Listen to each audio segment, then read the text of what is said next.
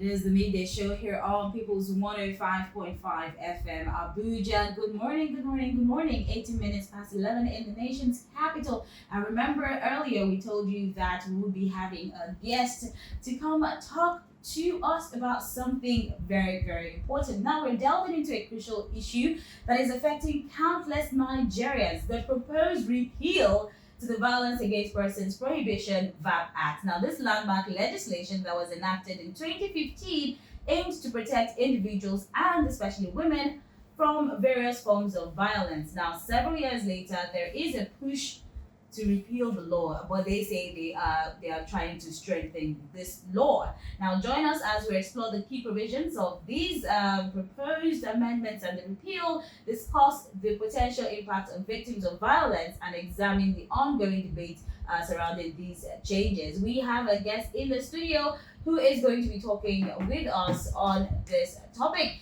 We have Elizabeth Enu Akan, who is a sexual and reproductive health and rights activist. Good morning and welcome. Hello, good morning. Thank you for having me here. It is so good to see you. It's been a while. I think the last time we saw was 2022, Abby. Yes. So it's so good to see you. So good to have you in here. So I think this was last week. The story came out that the senator representing Kogi State was planning to repeal the VAPP Act. That it had even passed second reading, so it's waiting for the third reading, and then maybe the law will be repealed or something. But before we go into this conversation, some people might be saying, what is this VAPP Act? What is this Violence Against Persons Prohibition Act? Can you just give us, a little definition of what the VAPP Act is? So the VAPP Act, Violence Against Persons Prohibition Act, is an instrument that is to protect people from violence, from different kinds of violence, and it is very inclusive. It includes females, males, women, like children, anybody. And also, I think that one very unique thing about the VAPP Act is that it also recognizes rape by, like, if a man is raped or says that he has been raped, the VAPP Act recognizes that a man can be raped, which a lot of people still have problems with to this day. Like to say, oh, it's not possible, but rape is the absence of consent during sexual intercourse, whether it's intercourse or intercourse. Now, how do you know how many states in Nigeria have enacted the VAPP Act? Because there are some states, I know the FCT has domesticated it, but there are some other states that haven't. So how many states have? So 34 out of 36, and it was due to the hard work and just a lot of push from the wives of governors from the last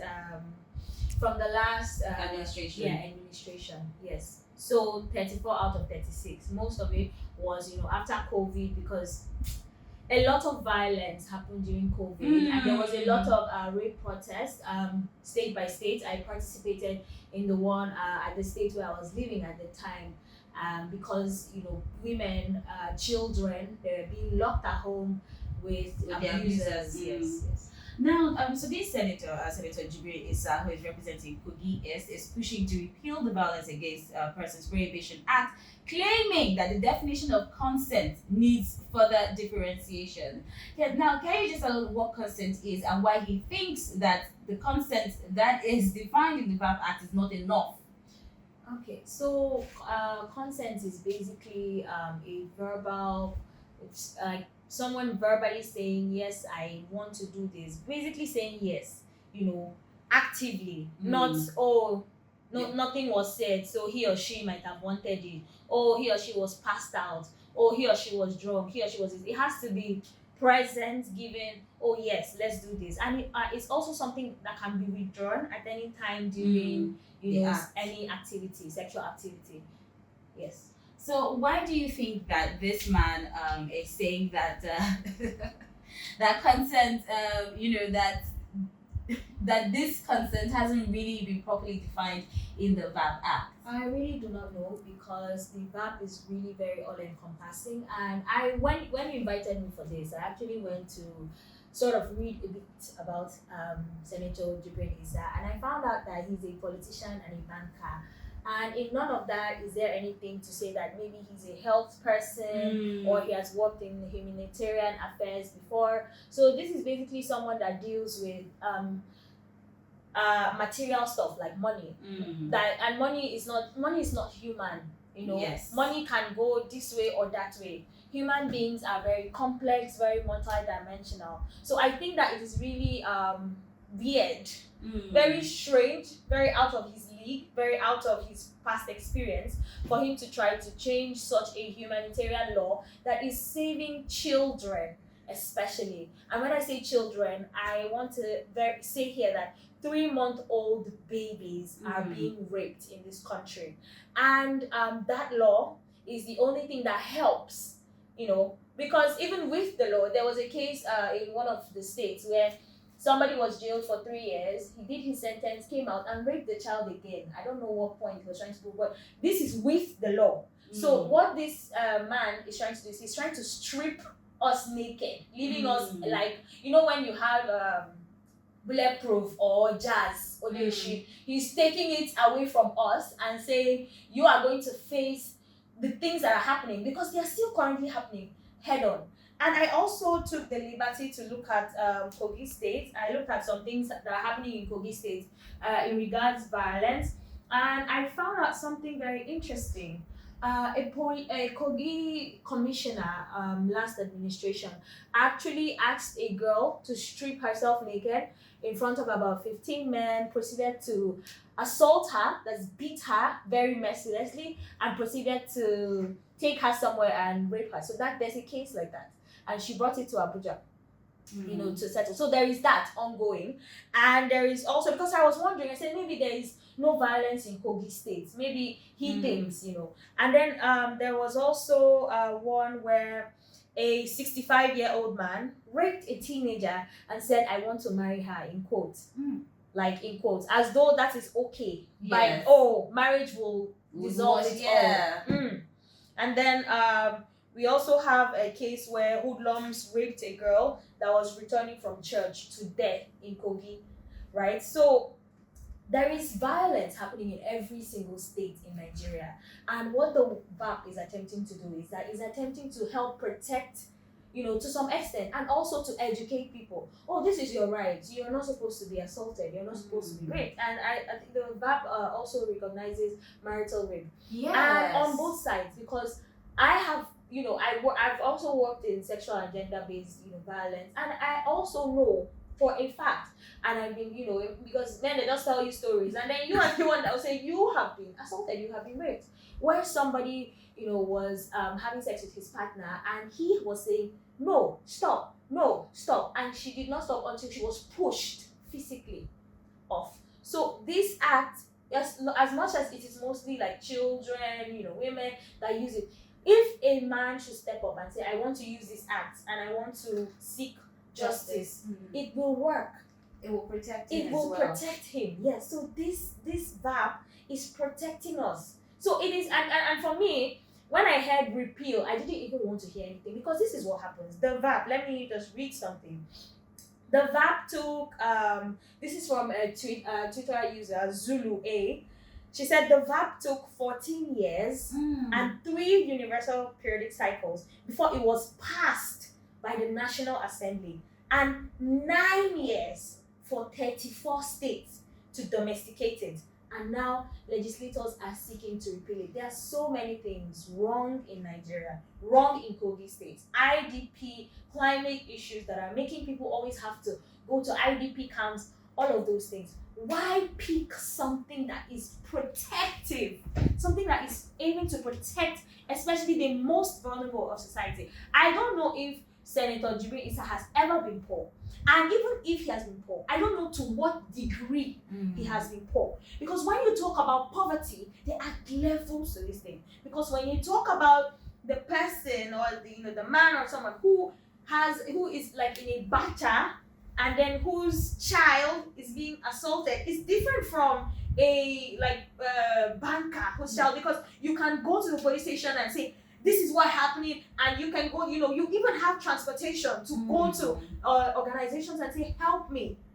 But that man in his shanty can't. in do his that. shanty cannot do that. The person said that even assault his child will say, take 20,000 and let this whole thing Yes, die. And yes. because he is in need of that money, he will take it. Yes. And so you see that at the end of the day, this whole repeal is targeting is the most vulnerable of our society, which is children.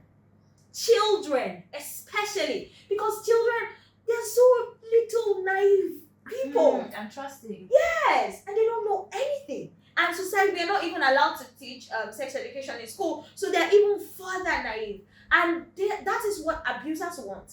Abusers want you to not know that they are trying to take advantage of you, to scare you, to say, if you tell your mommy, I will kill you. And most of these people, their parents are, away. There's a lot of fear, about them. So who does this child have? At least if you have the law, if the child somehow finds her way or his way to an organization, they can protect that child. But if you take this VAPP Act away, we are all naked. The poor, in fact, the poorer you are, the worse it is for you. Because people are assaulting people without fear. Then imagine if there was no protection at all. They will assault with even more audacity. With even, imagine we have this law and people are still doing a lot of what is happening to us. So imagine what would happen without this law. And mind you, people say, but before the law, there was no social media to amplify what is happening. All of these things could easily be closed down. Around COVID time, the reason why we even know that there was violence happening in households was because people had opened hotlines to say, you can report to us. Yes. You can tell us if something is wrong. And so some of these people reached out. My neighbor is going through this. My child is going through this. My child is being assaulted. My landlord, people could reach out. People had a place to go. Then you take away the only umbrella that is protecting us from acid. So what are we supposed to do in this? At this point, it's very frightful for me, especially when I heard that it passed the second reading. It really goes to show that our legislators are not in touch with our reality. Our reality is that we do not have so much protection. We need laws to protect us. That's what laws are supposed to do, protect us. And he said because of some fines. How many people have money to pay? Even you see some fines, 100,000. How many people even have 100,000? People are dying in hospitals because they don't have 5K hospital bills. Elizabeth, we're going to talk about those fines right after this, because another reason why he was pushing for the repeal was that the punishment for these crimes are not commensurate to the crime. That is, the punishments are not heavy-handed enough. So we will talk about that when we come back from this break. It is People's 105.5 FM Abuja, the midday show. We have been speaking with Elizabeth Enu Akan, who is a sexual and reproductive health and rights activist. Keep it house locked, don't go anywhere. We're on People's 105.5 FM Abuja. We've been talking about the proposed repeal of the VAPP Act, which is the Violence Against Persons Prohibition Act, with Elizabeth Enu Akan, a sexual and reproductive health and rights activist, and you can tell she's very, very passionate about this, because she's very passionate about women. You need to follow her on social media, then you would understand what I'm talking about. Okay, so we're talking about the person who is pushing this repeal is the senator representing Kogi East, the Senator Jibrin Isah. He in his argument, he said that there is really nothing like how to distinguish between consent, absence of consent, consent obtained by fraud, undue influence, and other unlawful means, adding that this suggests the past law was deceitfully presented. And I'm going to quote what he said, that in the face of opposition to its obvious gender-biased nature, the promoters resumed it, tinkered with some of its provisions, introduced seemingly gender-neutral language, and successfully obtained passage. And then when you hear something like that, he's saying that this law was deceitfully presented, a law that took them 15 years.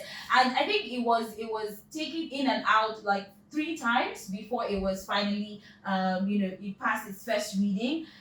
Then you now tell us that this law was passed deceitfully and that it's gender biased. Meanwhile, the law has a gender neutral language. What do you say to that? I say that it just really exposes the intent, because at the end of the day, a repeal is malicious. That is the only way to put it. A repeal, saying that you're taking this law completely away, is malicious. And what you said about consent obtained by this, consent obtained by that, a lot of bodies, a lot of health bodies, a lot of rights bodies have defined what consent is.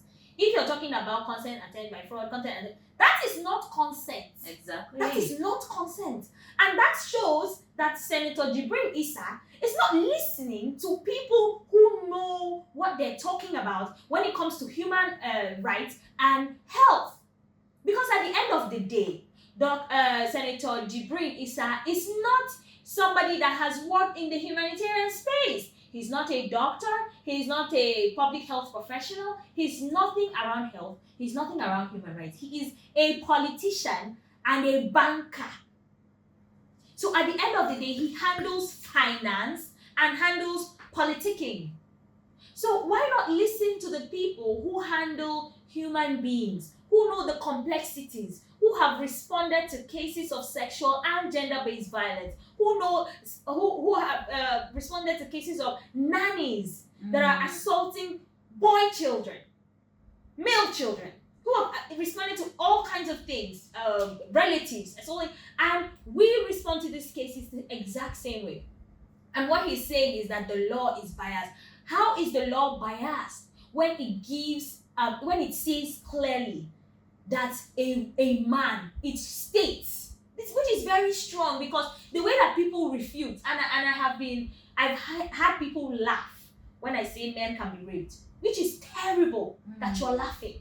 It's not even just people who laugh. Look, there are multiple examples on social media, especially X. A man comes out and makes a post saying, "This is what happened to me," and other men go on that post, instead of supporting him, being a community or building a community around him, they laugh at him and tell him, "If I was in your shoes, I would have enjoyed myself." Exactly. And all that. Exactly. Because they look at it as a joke. Exactly. And you see, at the end of the day, sometimes that is what people also try to do to women. You see, some women will tell other women, "Oh, if you didn't enjoy it, you'd have spoken up sooner," all this, all that. And also, people also try to invalidate rape, people who rape children. And when I say children, I mean like babies, or like 3 months old. Because I've heard that some people tell the mothers of these children, "Oh, you shouldn't have left your child naked." That the child tempted the person. It's a child. Why is a child? It's literally a crying, sleeping human. You know what? If you want to comment or ask questions, let's open the phone lines. You can call us up on 0911 222 1055. 0911 222 1055. You can also send us a message on WhatsApp. The WhatsApp number is 0911 112 1055. 0911 112 1055. The phone line again is 0911 222 1055.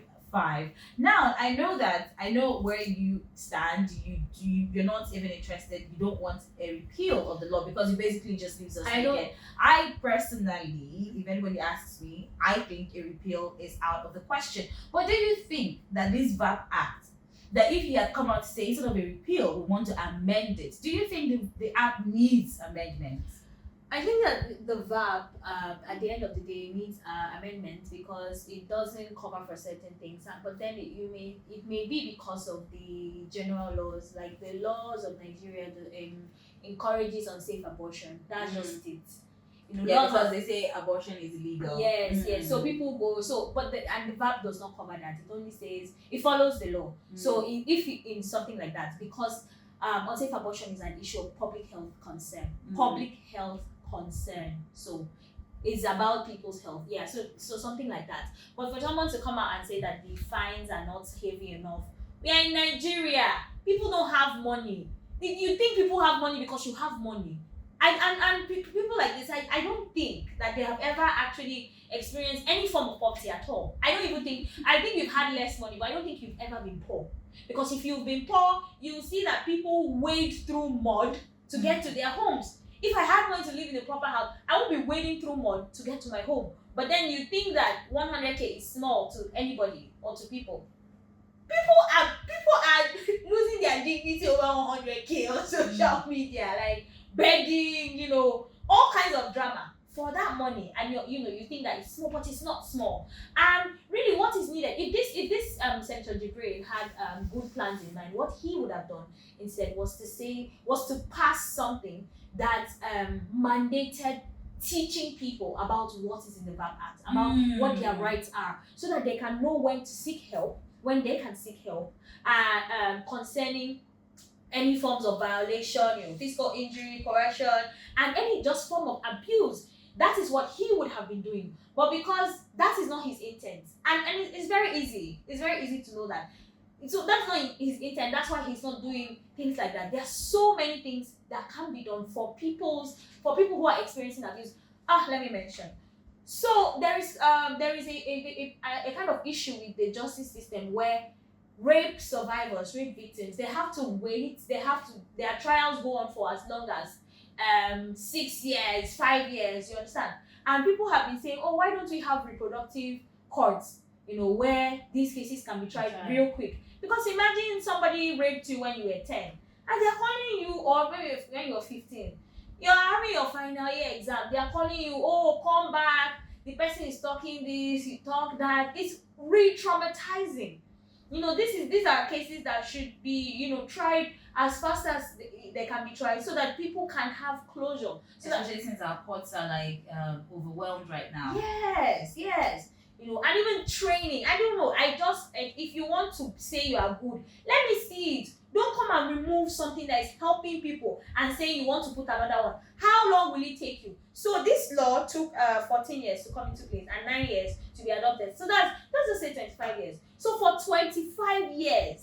We'll not wait for another 25 years. Yeah. For 25 years, we will all be in chaos, so to speak, because the rape will be unfettered. The abuse will be massive. Do you think there are any potential benefits to women and girls if there is a repeal of this law? There is no benefit. Everything is horror. Horror. If the law is repealed, horror. Terrible. Danger. Red all over. Red in terms of red flag, or red in terms of actual blood, or because terrible things are happening. Well, what do you think is the social perception or reaction to this repeal of the law? Because it's not today this thing started. I think it started 2022. Yes, it was 2022 when it was first brought up. Then it was put aside, and then this new members of Senate came in, and then it has now passed the second reading. What do you think is the public's perception towards it? Do they really know what's going on? Those that know, what are they doing? Especially women's rights groups. I think that the public is probably confused by English language. Like, oh, what should we make of this? He said he wants to add things. He said, people, all these words, repeal, amend. You feel that everybody knows what it means, but not necessarily, right? And not everybody really understands the gravity of what a repeal would do. And so we are just all light, and then people are saying, oh, and then when you look at the reports, they say something like, oh, he's trying to make it better. Some people say, oh, he's trying to make it better, but he is not. Because what my secondary school, alma mater, action, not words. What is the action that is being taken? A repeal, like this. This is a repeal. Boom! Taken away. An amendment is, oh, add this. Or remove that. Right? So in fact, I don't even want an amendment from this Senator Jibrin, because I don't trust him. End of story. Because where is your first Okay, move? but you would be open to an amendment from somebody I'm else. closed, please. Oh, now you're closed. I'm closed. Let's take a 10-year rest first. Let people even Let get us used. manage this one. Yeah, first, let people right? even get used to the idea of consent, because sometimes even when you're talking about consent, people are laughing. People, because at the end of the day in Nigeria, we've normalized abuse so much that, oh, it's normal. Oh, it's just fasan. It's not fasan. It is assault and it is molestation at the end of the day, right? So people are just used to, saying these things, and people would blame children. In the past, it was so rampant. But now, thank God, because we are, there's a lot of education around things like this, and people are speaking up. You cannot come and tell somebody, oh, the child tempted him. They will use firewood 2 by 2, knock you for head. Madam, why would you say such a thing? It's not something that happened overnight. It's because people have gotten, to be educated about things like this. Oh, this is wrong. Oh, this is your right. This is the right. These are the rights of children. These are the rights of, human beings and all of that. So that is what this VAPP Act is doing. It is helping. It is trying to give consequences, because maybe more people would be doing things if they knew that there were no consequences. But when you know that there are consequences, you think twice, or you even know that what you're doing is bad. The law should not validate wrongdoing. The law should not stand with abusers. The law should stand with victims of violence. And with the vulnerable of society, which is children, poor children, not even rich people's children, because rich people's children, you first think of the money that is coming after you to squash you. But poor people's children, because even the parents are helpless. If your parents are helpless, how much more you, who is not even understanding the gravity of the situation you're in as a child who is poor and cannot even properly speak English. There was a case that was dismissed because the child kept saying, uncle used his bum bum and my bum bum together, and they said there's no such thing as bum bum together. And why is that happening? Because in Nigeria, if a child should say uncle puts his vagina in my penis, his penis in my vagina, they'll say, hey, where she learn that more?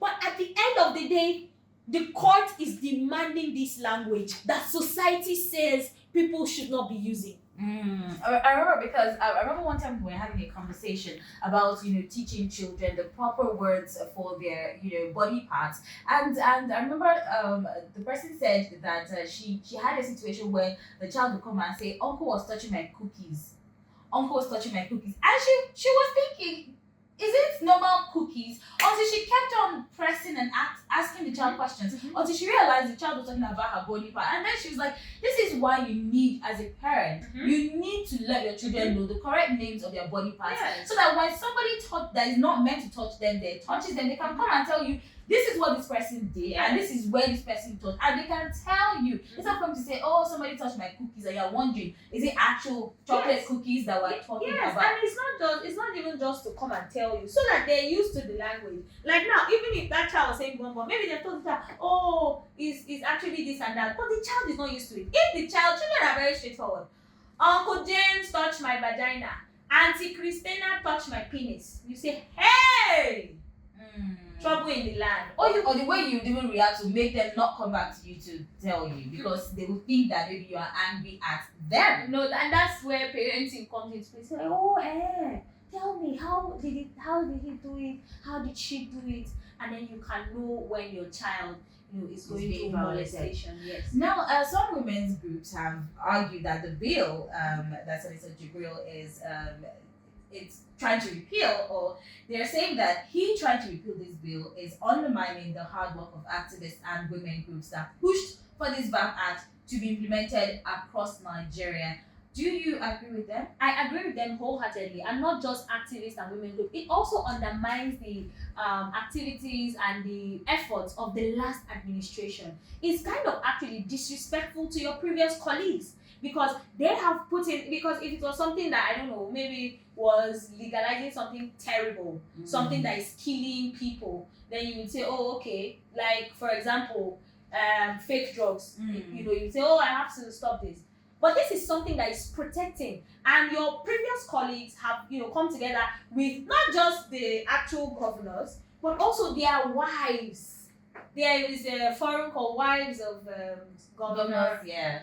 They were constantly, because I used to follow them, I used to check, pictures, what they talked about. They were constantly talking, advocating, even Pauline Tallen, the previous Minister for Women Affairs. She was always on it. So just so many people, politicians, activists, women, individuals in society that were looking at this thing and pushing for it and saying, oh, there is hope somewhere.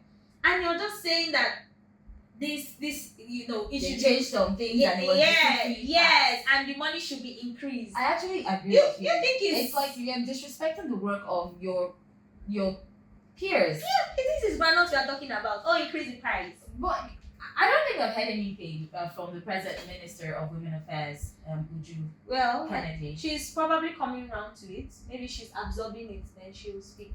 All right, so we'll be speaking with Elizabeth Enu Akan, who is a sexual and reproductive health and rights activist. Thank you so much for coming in and talking to us about this repeal of the VAPP Act and what it would mean for us if we just sit down and say, let us not, man, let them do what it is they are doing. Demure, mindful. We cannot be demure and mindful when it comes to this case. So thank you so much. The news comes up at noon, and after that we'll have 2 hours of uninterrupted music, and then we'll be back at 2 p.m. for entertainment. Just thank you for riding with us.